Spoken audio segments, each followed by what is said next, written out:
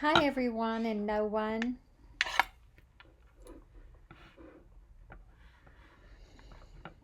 Oh boy. If I try to think of just one question that comes up about our being and who we are and how everything got here and all of these grand questions that we think of to be able to know ourselves. If I'm to try to think of just one question, it's really hard because there's so many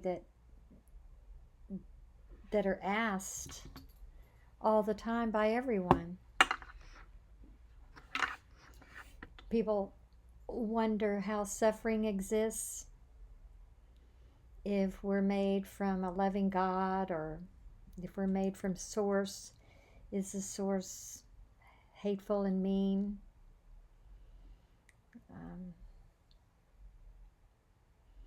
that's a biggie right there. Another biggie is about being taught all this time that you're separate from source, and even science telling us many, many things that are true and untrue when it comes to the bigger picture. Science is great about the earth and the world, but when it comes to getting into um, the bigger unknowns, they're left with a lot of unknowns. And so we have discoveries that are found and then lost and found and unfound, and they're true, they're not true. So it's very, very confusing. But these beliefs are based on things that come and go, things that from other people, things, information, which information is all around us from everyone and everything. So it's no wonder that we stay so confused and our beliefs so shaky. And yes, I know faith has been a wonderful thing around forever that um, helps us stabilize to have beliefs in something greater than ourselves, and that's been a great stabilization, and it's helped our hearts, it's helped our souls, it's helped um, our kindness and love. So that's been a good thing. And now there's a lot of different faiths, there's a lot of different beliefs. Um, and so there's a majority of confusion still existing all about us. Totally understandable. And so now, if we start here now and we start to look at these questions and this confusion that we exist with, how do we make it through that, to get out of the pit, to get out of the mud, to get out of the confusion? How do we put things together for ourselves so that we can find our way home?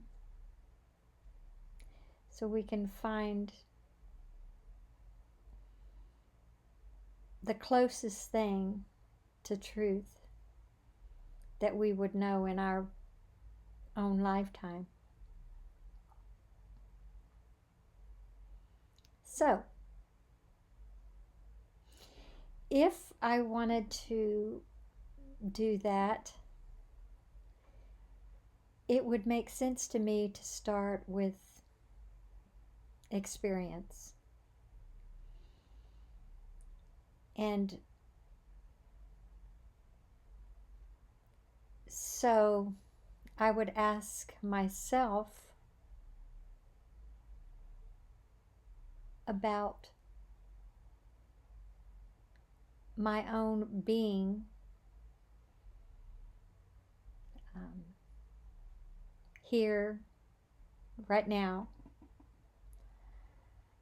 I would ask my being, first of all,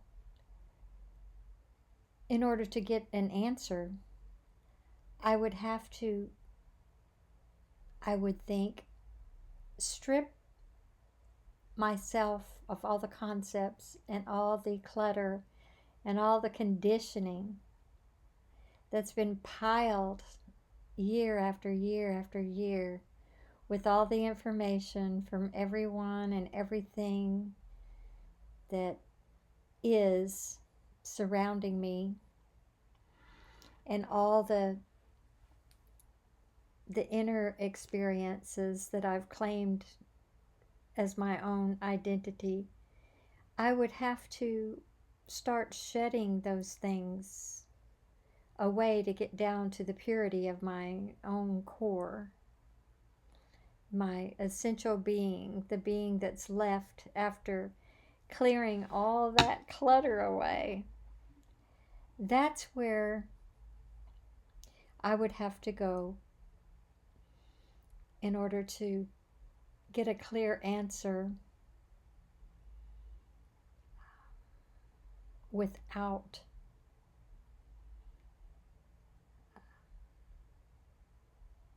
this stuff and the clutter on top of it, or the qualification of who I am that already exists in many different forms and ways in this lifetime, as I know it, as I know is this lifetime. That's from what I know here, right now, on Earth. So, in order to do that,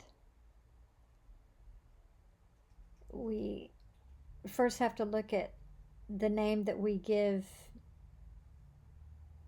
anything or any person if they want to represent themselves, and that name would be I.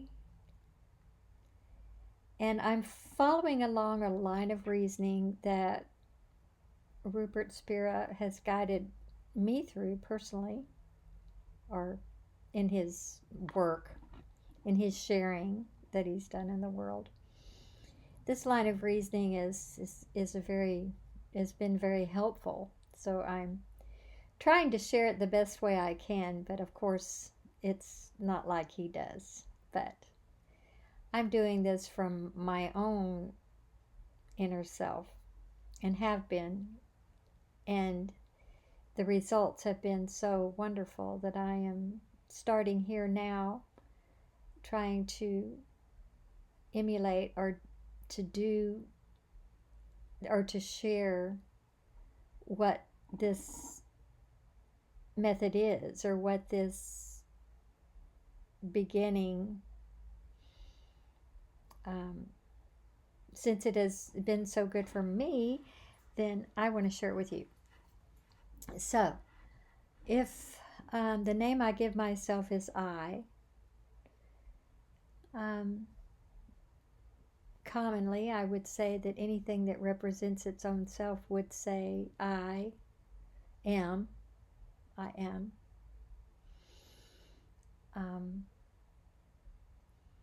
As the tree would call itself if it could, I. And anything representing itself would start with I am, I am, I am. So if I start there, and I look at all the things that I have said about myself, or all the things I've accumulated about myself. I am this, I am that, I am, you name it, we say it. ah, and you usually say your job or your age, or I am, blah, blah, blah. So if we take the blah, blah, blah away and we sit with the I am, if we go inside of our being, and it's helpful to close your eyes, because then all the stuff, all the appearances of things disappear. And that's nice. It's empty space. So if I take all of those qualifications, that I am this or I am that, and I stay with the I, then I'm down to my essential self, my essential being.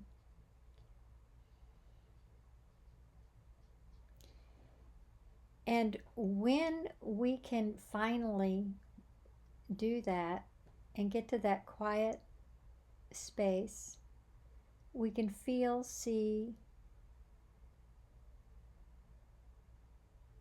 and know the purity of that emptiness that isn't really empty, because it's actually full. It's full of vibration and life and light. But until we can release, or just right now, here, take all of those qualifications of the I am away, and just look at I am, and sit with that purity for a moment. As a baby that is born into the world and has no knowledge of a world, and has no knowledge even of I am, doesn't have any qualifications at all yet. So when we go to that place, we can feel that raw essence of purity, that is shining, that has no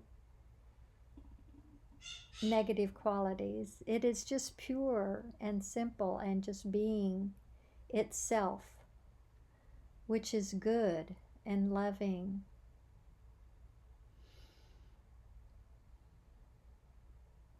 There is nothing that's come on board that's negative, or anything that would qualify it in any way. So the purity of that essence, the activity of the purity of that essence, is love. It's still a vibrating activity that is living, that's life, that's alive, that's there. And as we experience it in that way,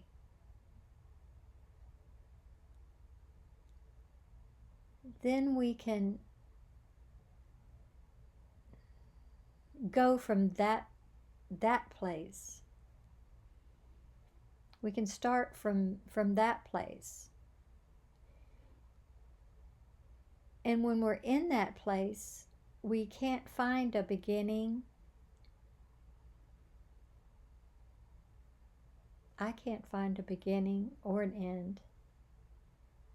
It's a luminous, ever-present You can't even call it a space. It's just open,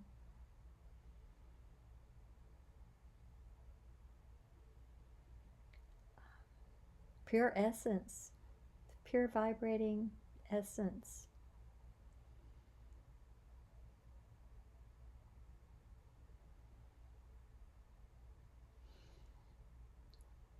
So if we start there,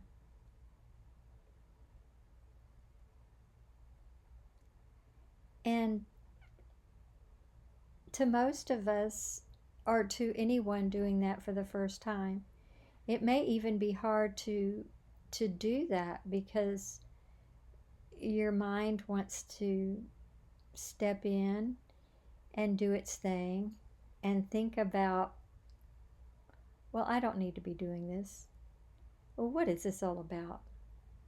Well, that's ridiculous. That's so stupid. Um, I don't feel anything. This is the mind,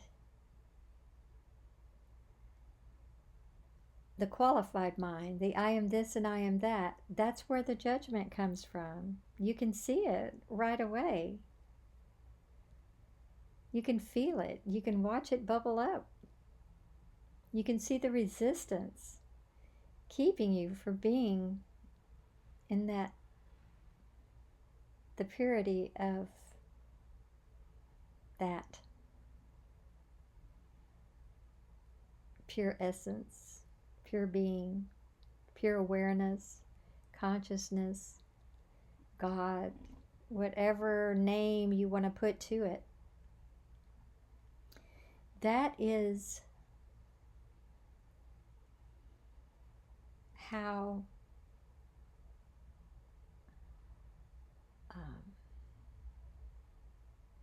we can start with experience to answer all these questions that have arisen and continue to arise and will never be answered unless we do this first step.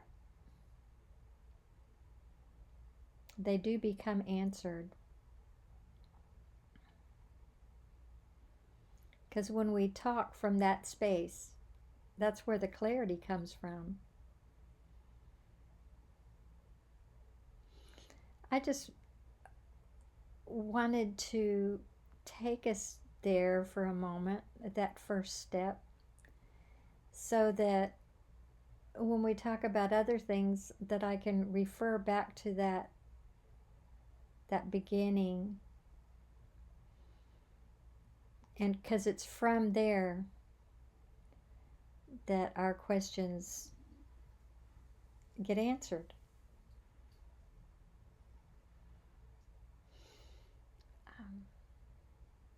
The bigger questions.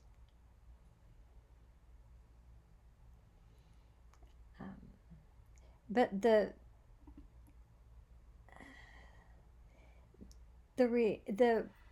thing is that if we break it down, there's actually, well, there's seemingly, not actually, but there's seemingly two selves. There's the unqualified purity of our being, and then there's the limited, conditioned, qualified, cluttered self that we seem to be.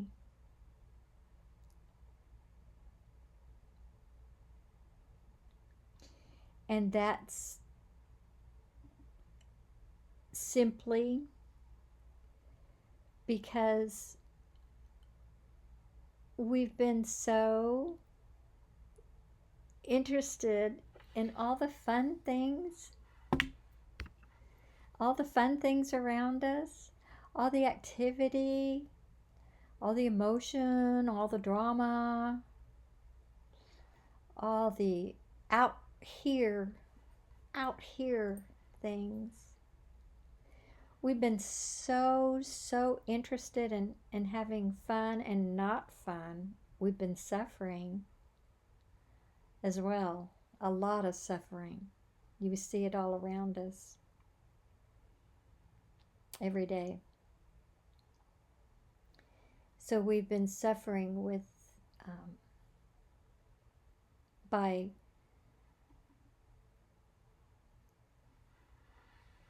not experientially starting from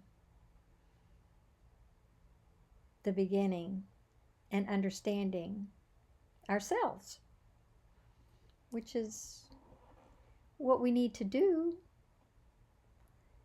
We have to know ourselves in order to answer these questions. So, this finite self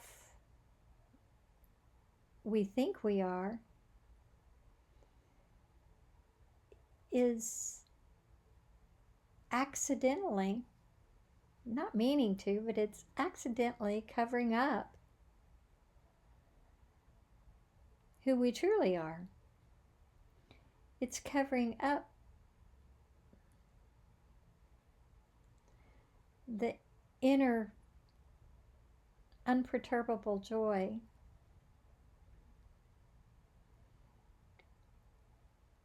that is here now, shining in every single one of us, every single one of us.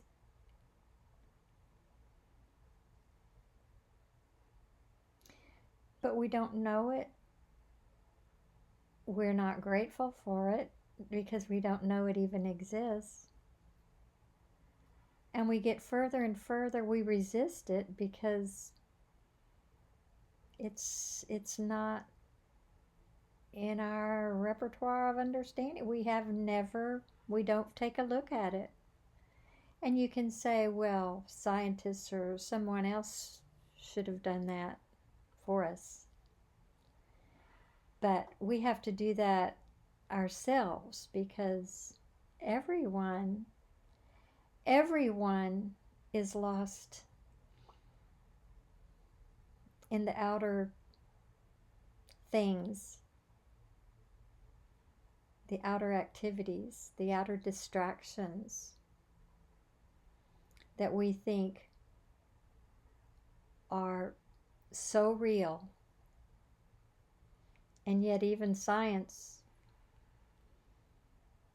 can't even find the existence of matter and things. But we do ignore that because we're so used to what we see. We're so used to and so just take it for granted. We think there's no other way, but there is. And it's just simply to know ourselves. And everything gets quite intricate. Well, not really. It's super simple, actually.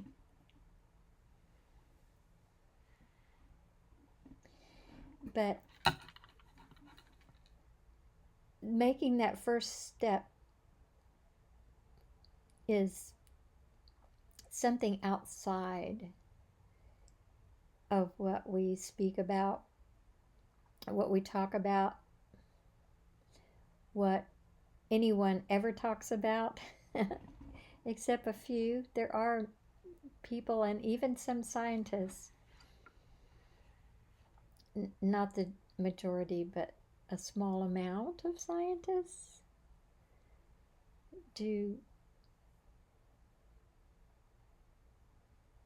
are finding out these things. So it's a beautiful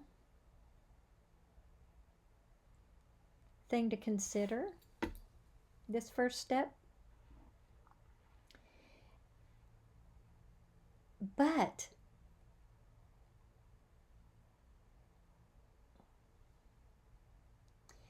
everything takes time.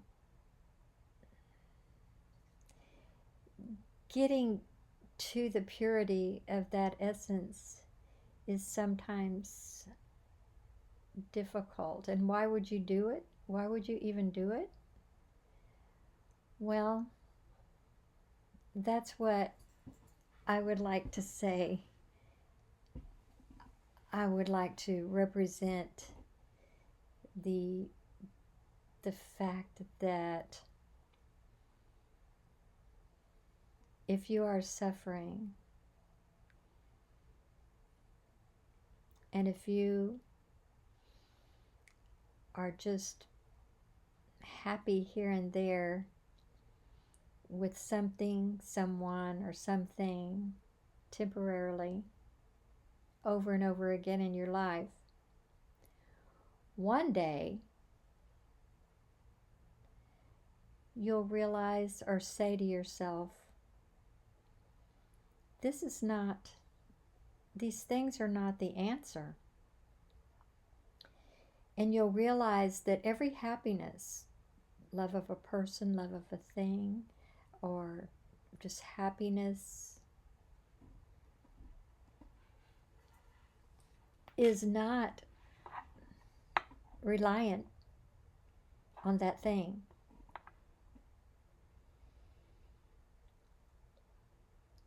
Because happiness is our inherent being from that space that we just talked about going to.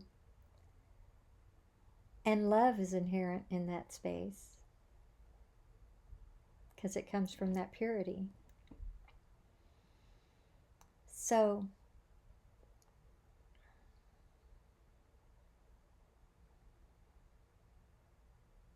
if you find that if you find that you ask yourself those questions about over and over again reaching for these things and it's all a temporary happiness, by introducing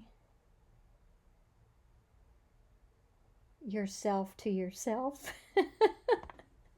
by finding that purity of the self or of who you truly are, you can knowingly take off the mask and be this limited self in this limited body,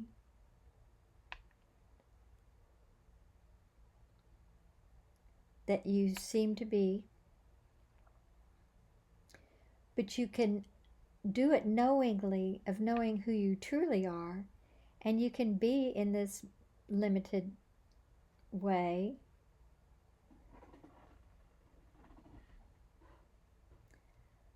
with the clarity of thinking and showing up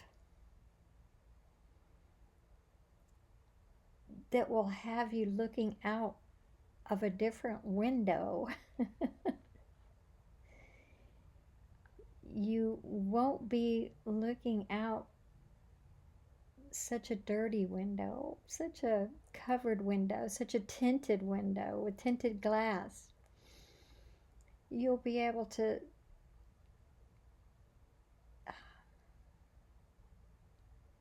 be through with clear vision. You'll be able to be more of who you truly are, because you will know that this presentation has been given to you by Source, and it's not really in a physical way. It's like a dream. We're here, but we are not what we appear to be. but we are real. But we are not as we appear to be. So we want to work from the purest place of knowing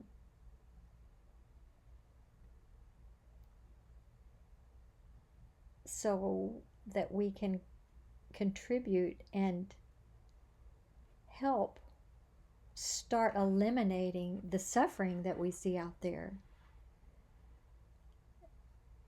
It would absolutely make all the difference.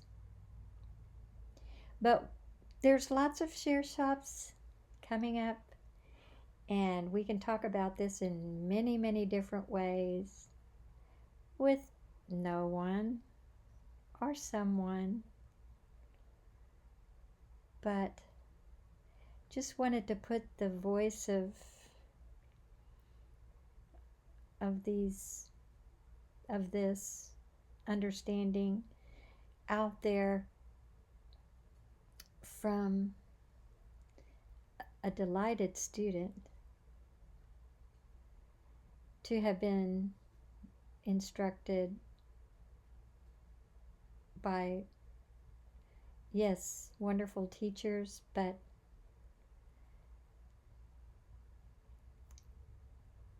I think that we have to seek, but then we have to stop seeking to find. So it's kind of